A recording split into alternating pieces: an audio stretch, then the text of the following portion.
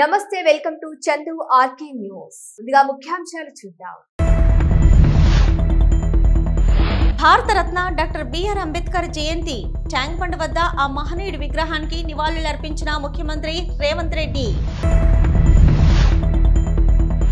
బాణసంచా తయారీ కేంద్రంలో ప్రమాదంలో గాయపడిన బాధితులకు విశాఖ కేజీహెచ్ లో మెరుగైన వైద్యం అందిస్తున్నట్లు ఆసుపత్రి సూపరింటెండెంట్ డాక్టర్ శివానంద్ వెల్లడి. భారత రాజ్యాంగ నిర్మాత డాక్టర్ బాబాసాహెబ్ అంబేద్కర్ 135వ జయంతి ఖమ్మం కాంగ్రెస్ పార్టీ ఆఫీసులో ఘనంగా వేడుకలు. దేవరపల్ల మండల కేంద్రంలో ఉద్రిక్తత, పోలీసుల పహారాలో అంబేద్కర్ విగ్రహ ఆవిష్కరణకు ఏర్పాట్లు. మాజీ మంత్రి ఎర్రబెల్లి దయాకర్ రావు చేతుల మీదుగా అంబేద్కర్ విగ్రహ ఆవిష్కరణ చేయొద్దంటూ అడ్డుకున్న పోలీసులు. వరంగల్లో జరిగే బీఆర్ఎస్ రజతోత్సవ సభకు ఆటో సంఘాల మద్దతు. 26,000 విరాళం చెక్కును కేటీఆర్ కు అందించిన ఆటో డ్రైవర్లు. డబుల్ బెడ్రూమ్ లబ్ధిదారుల ధర్నా, తమకి మంజూరైన డబుల్ బెడ్రూమ్ ఇళ్లను వెంటనే కేటాయించాలని డిమాండు. ప్రముఖ పుణ్యక్షేత్రం సింహాచలంలో వినోదోత్సవం, కాసేపు ఆందోళనకు గురైన భక్తులు. సతీ సమేతంగా తిరుమల శ్రీ వెంకటేశ్వర స్వామి వారిని దర్శించుకున్న ఉప ముఖ్యమంత్రి పవన్ కళ్యాణ్.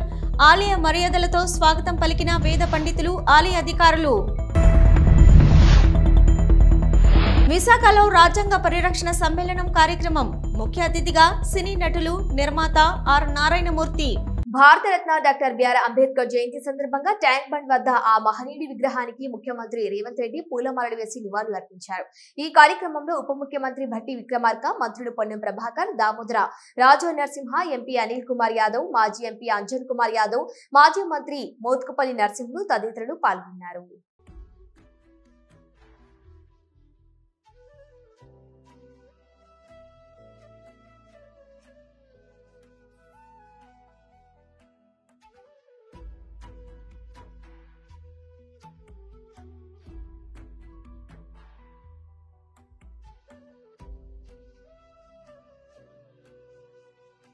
నాడు చంద్రబాబు నాయుడు తెచ్చిన అంబేద్కర్ విదేశీ విద్యా దీవెన పథకం దళిత యువత జీవితాల్లో ఎలాంటి మార్పులు తెచ్చిందో ఈ తండ్రి భావోద్వేగంలో వినబడుతోంది, కనిపిస్తుంది.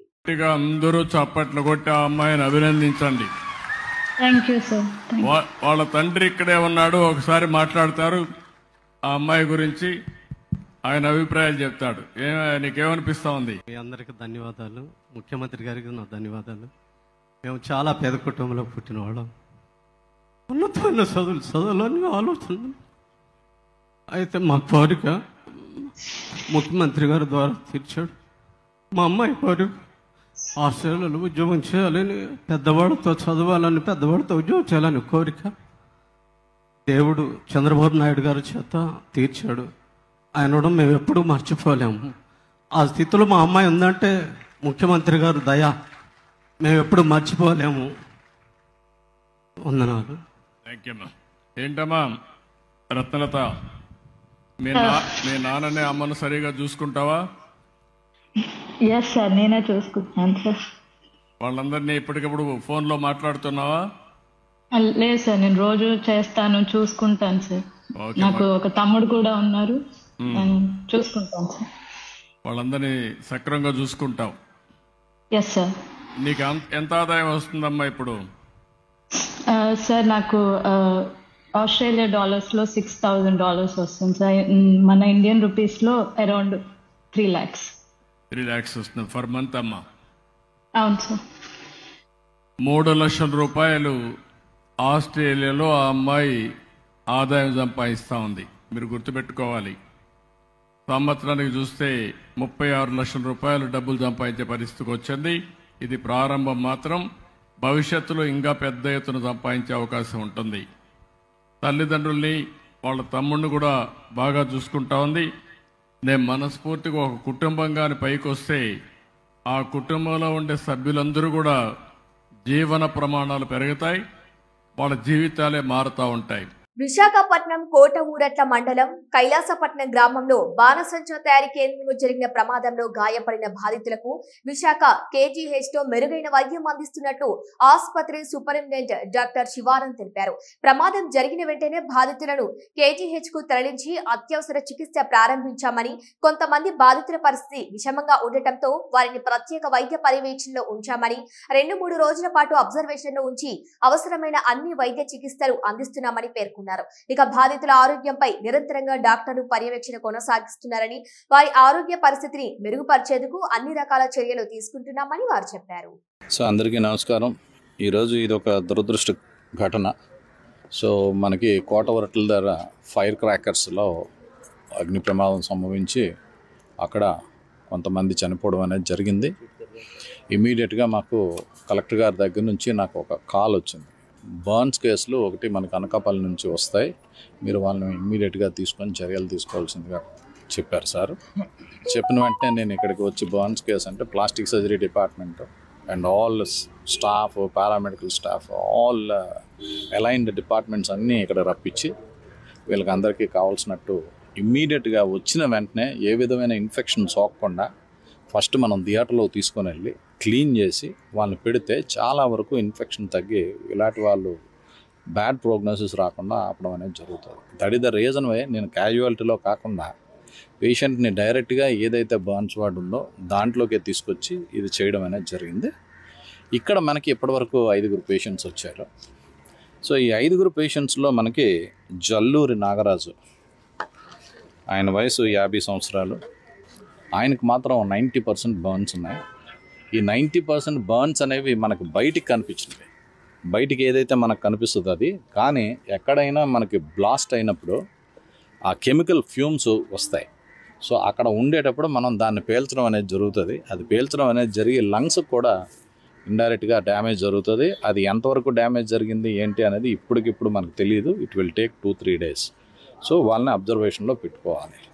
సో ఇంకొక పేషెంటు మడగల జానకీరామ్ అని, ఆ పేషెంట్కి 50% బర్న్స్ ఉన్నాయి. సో ఆయన కూడా ఇప్పుడు డ్రెస్సింగ్ అదంతా అవుతుంది, తీసుకొచ్చి మనం వారికి సరైన ట్రీట్మెంట్ ఇవ్వడం అనేది అయితే డెఫినెట్గా మేము సత్వరమే అందిస్తున్నాం. భారత రాజ్యాంగ నిర్మాత డాక్టర్ బాబాసాహెబ్ అంబేద్కర్ 135వ జయంతి సందర్భంగా ఖమ్మం జిల్లా కాంగ్రెస్ పార్టీ ఆఫీసులో ఘనంగా వేడుకలు నిర్వహించారు. ఈ వేడుకల్లో ఖమ్మం ఎంపీ రఘురామ్ రెడ్డి పాల్గొన్నారు. ఈ సందర్భంగా అంబేద్కర్ చిత్రపటానికి పూలమాలలు వేసి ఘనంగా నివాళులు అర్పించారు.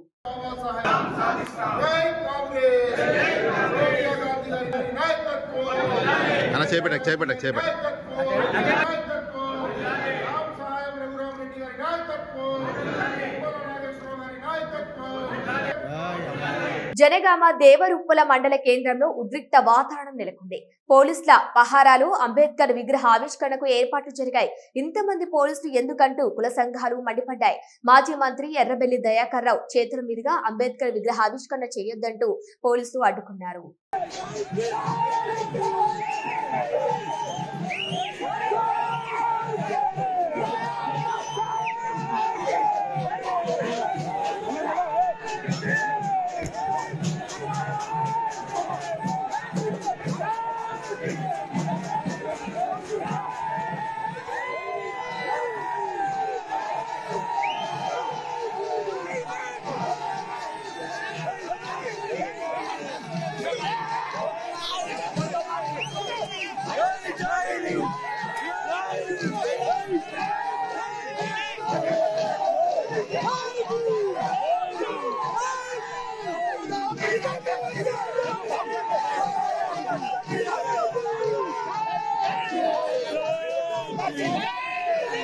తెలంగాణ భవన్లో వరంగల్లో జరిగే బీఆర్ఎస్ రజతోత్సవ సభకు ఆటో సంఘాలు మద్దతు పలికాయి. సభ కోసం 26,000 విరాళ చెక్కును కేటీఆర్ కు ఆటో డ్రైవర్ల యూనియన్ అందించింది. ఆటో డ్రైవర్లతో బీఆర్ఎస్ వర్కింగ్ ప్రెసిడెంట్ కేటీఆర్ మాట్లాడారు. ఆటో డ్రైవర్ల కష్టాల్లో ఉన్నారు, మీకు మేం అండగా ఉంటాం, మీ నుంచి ఇంత పెద్ద సహాయం వద్దని, చనిపోయిన ఆటో డ్రైవర్ల కుటుంబాలకు ఈ సహాయం అందజేయాలని ఆ చెక్కును మళ్లీ ఆటో డ్రైవర్ల యూనియన్ కు కేటీఆర్ అందజేశారు. మీ కష్టాలు పోవాలంటే కాంగ్రెస్ పోవాలని ఆటో డ్రైవర్లకు ఆయన సూచించారు.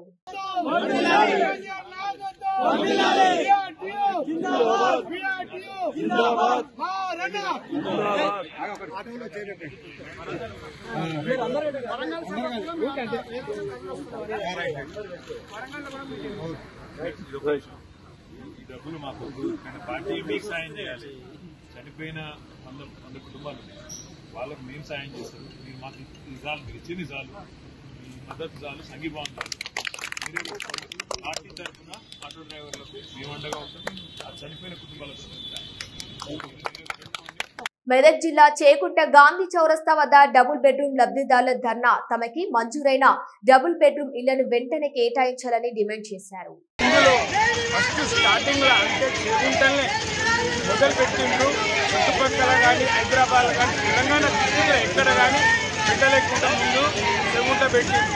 చెగుంట స్టార్ట్ సగం పనులు అంతటా పూర్తి అయిపోయినాయి. పక్షత్వం కూడా విశాఖ జిల్లా ప్రముఖ పుణ్యక్షేత్రం సింహాచలంలో వినోదోత్సవం జరిగింది. ఈ సందర్భంగా ఆలయంలో సరదా సంఘటన చోటు చేసుకుంది. వినోదోత్సవంలో భాగంగా అర్చకుల సరదా కార్యక్రమం నిర్వహించడంతో భక్తులు కాసేపు ఆందోళనకు గురయ్యారు. ఆ తర్వాత అసలు విషయం తెలిసి తమ జన్మ ధన్యమైందనుకున్నారు. ఇక సింహాద్రి అప్పన్న ఆలయంలో దొంగలు పడ్డారని, స్వామివారి ఉంగరం దోచుకెళ్లారంటూ ఆలయ అర్చకులు హడావుడి చేశారు. స్వామివారి దర్శనార్థం వచ్చిన భక్తులను అవమానించారు. ఈ క్రమంలో కొందరు భక్తులను తాళ్లతో బంధించి పోలీసులకు సమాచారం అందించారు. ఈ సంఘటనతో భక్తులు ఆందోళనకు గురయ్యారు. సదరు భక్తులను క్షుణ్ణంగా తనిఖీ చేయాలని అక్కడి పోలీసులను కోరారు. తాము దేవుని ఉంగరం తీయటం ఏమిటని కొందరు భక్తులు ఆవేదన వ్యక్తం చేశారు. చివరికి స్వామివారి మేలి ముసుగు వస్త్రంలో ఉంగరం ఉందంటూ అర్చకులు చెప్పడంతో భక్తులు ఊపిరి పీల్చుకున్నారు. తమను అనుమానిస్తున్నారని ఆవేదన చెందిన భక్తులను ఆశ్చర్యపరుస్తూ కాసేపటికి అర్చకులు ఇదంతా అబద్ధమని, స్వామివారికి నిర్వహించే వినోదోత్సవంలో భాగంగానే ఈ నాటకం ఆడామని అర్చకులు చెప్పారు.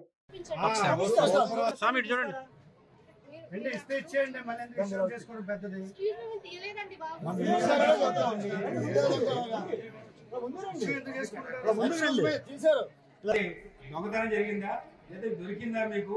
లేదా ఎక్కడ మీరు సీసీటీవీలో కనిపించారు? అది మనం ఓడిపోచ్చారు.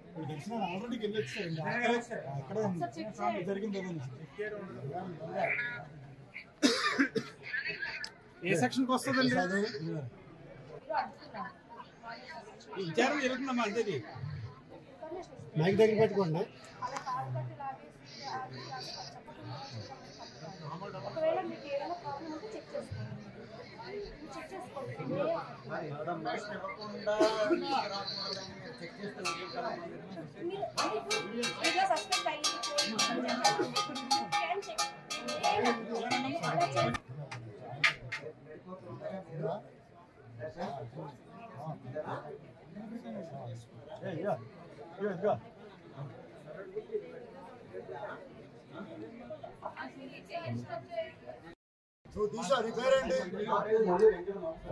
మురళి వెంకట ఇంటి పేరు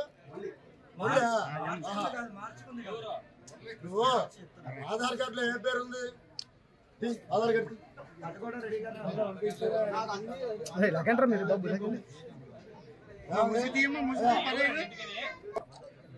నిజం చెప్పారా? నిజం చెప్పడం లేదు. మీరు ఉంగరం తీశారు. నిజం చెప్పండి.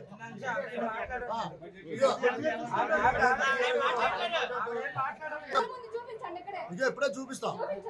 చూపించండి.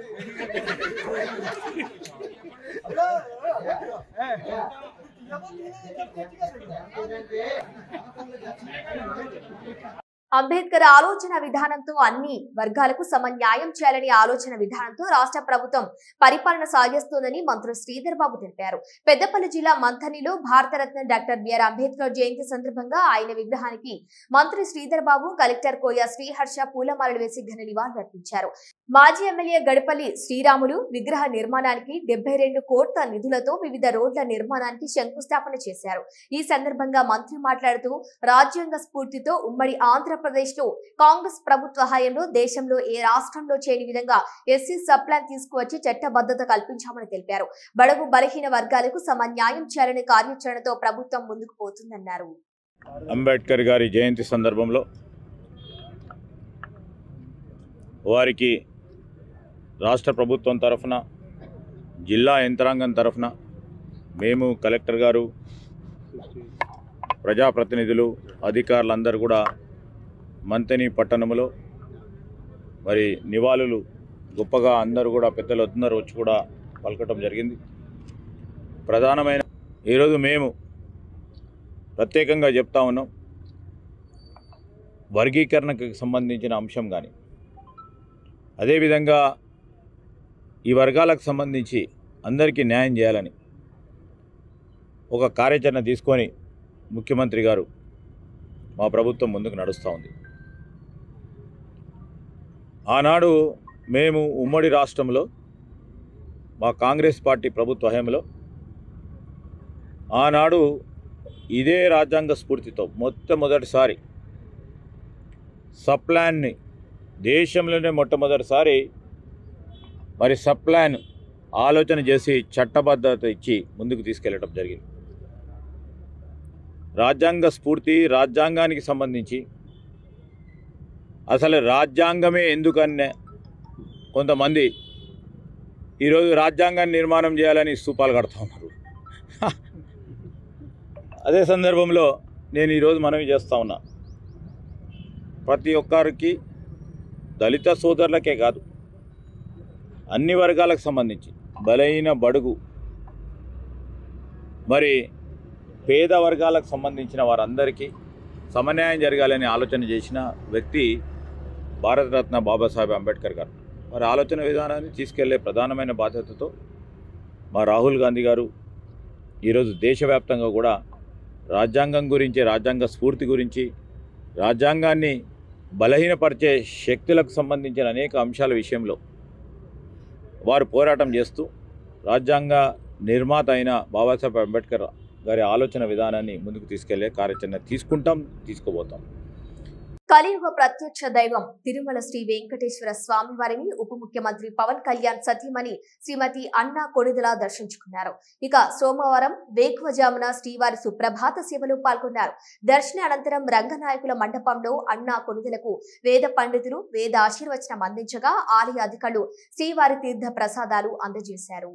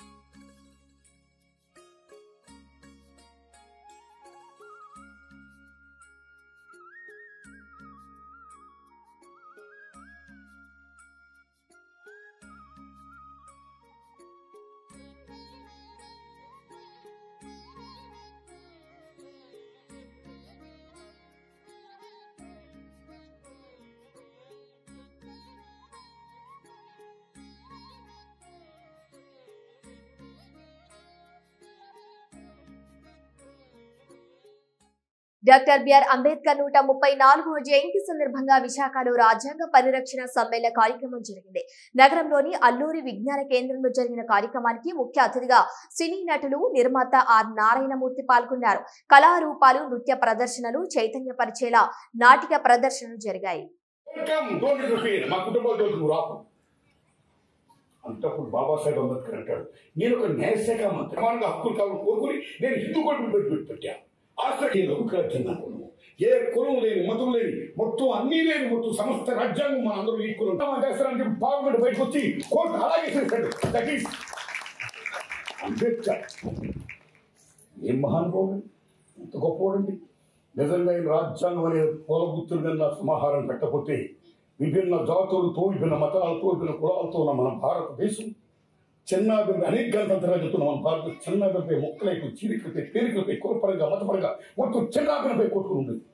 కానీ ఆ పూలగుర్తుని సమాహారం చేసి అందరినీ నాకు కలుకుంది.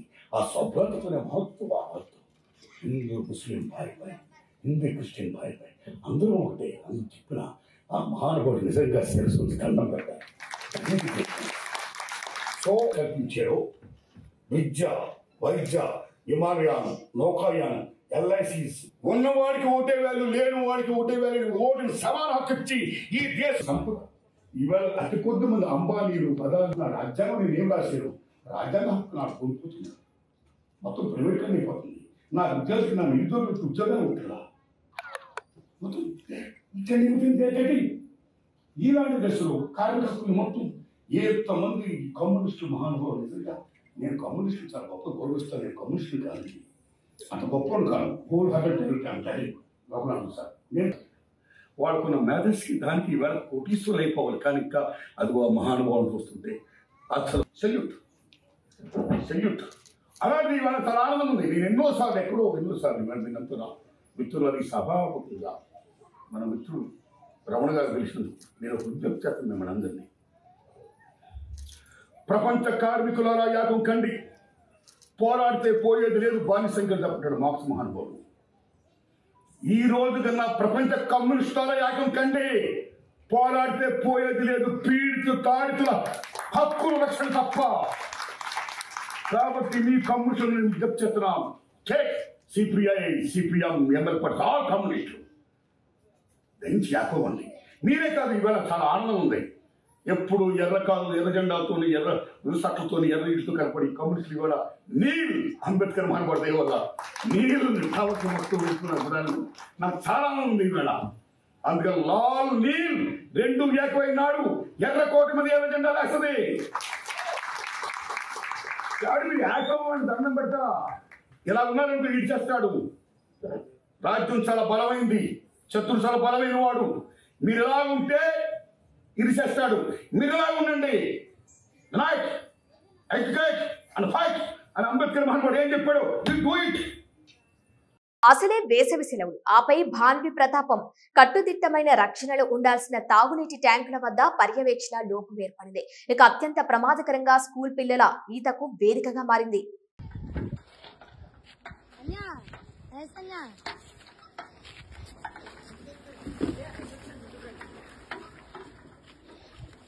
దేని ఎలా వచ్చి పైకి రండి.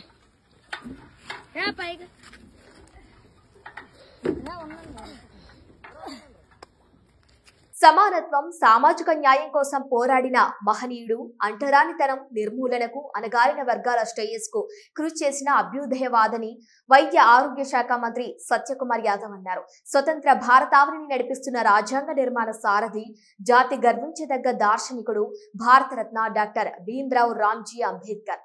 అత్యంత సామాన్య కుటుంబంలో పుట్టి అనేక అవమానాలు, వివక్షతను ఎదుర్కొంటూ అత్యున్నత స్థాయికి చేరిన బాబాసాహెబ్ జీవితం తరతరాలకు స్ఫూర్తిదాయకం. ఆయన ఆదర్శాలను పాటిద్దామన్నారు. ఆశయాల సాధనకు కృషి చేద్దాం. సమున్నత భారతావని సర్వోన్నత ప్రగతికి అంకితమవుదామని అన్నారు. సామాజిక సంస్కర్త, విద్యావేత్త, న్యాయవేత్త, రాజ్యాంగ నిర్మాత, జాతి గర్వించదగ్గ మహనీయుడు డాక్టర్ బాబాసాహెబ్ అంబేద్కర్ 135వ జయంతి సందర్భంగా వారి స్మృతికి ఘనమైన నివాళులర్పిస్తున్నాను. వారు సమానత్వం, స్వేచ్ఛ, న్యాయం ప్రాతిపదికగా ఒక ఉత్కృష్టమైన రాజ్యాంగాన్ని నిర్మించారు. ప్రజాస్వామ్యం పరిడవిల్లడానికి ఆ రాజ్యాంగమే ప్రధాన కారణమైంది. ఇవాళ ప్రభుత్వాలు అందిస్తున్న పాలన కానీ, పేదలకు అందున్న సంక్షేమ పథకాలు కానీ రాజ్యాంగంలో వారు పొందుపరిచిన విలువల కారణంగా, సూత్రాల కారణంగా ఇవాళ ప్రజల జీవితాల్లో వెలుగులు నిండుతున్నాయి, వారి జీవన ప్రమాణాలు పెరుగుతున్నాయి. అటువంటి మహనీయుడు పుట్టిన గడ్డ మీద జన్మించడం భారత జాతి గడ్డ మీద నిజంగా గర్వించదగ్గ విషయం. ఆ మహనీయుడు ప్రవచించిన విలువలు ప్రతి ఒక్కరూ పాటించాలి. భావితరాలు వారి గురించి తెలుసుకోవాలి, వారి జీవితం గురించి తెలుసుకోవాలి, వారి ఆశయాల్ని పాటించాలి, ఆచరించాలి. అయితే అటువంటి మహనీయుడిని తగ్గాల్సిన గౌరవం దేశంలో చాలా సంవత్సరాల పాటు దక్కలేదు. అత్యంత ఉత్కృష్టమైన భారత రాజ్యాంగాన్ని నిర్మించిన డాక్టర్ బిఆర్ అంబేద్కర్ గారికి భారత రత్న లభించడానికి చాలా సంవత్సరాలు ఎదురు చూడాల్సి వచ్చింది. వారు 1956లో మరణిస్తే 1990లో కానీ వారికి భారతరత్న రాలేదు. అదే సమయంలో ఒక కుటుంబం తమకు తాము ప్రధానమంత్రిగా ఉంటున్నప్పుడు నెహ్రూ గారు తనకు తాను భారతరత్న ఇచ్చుకున్నారు. ఇందిరాగాంధీ గారు ప్రధానమంత్రిగా ఉంటున్నప్పుడు తనకు తాను ఇచ్చుకున్నారు.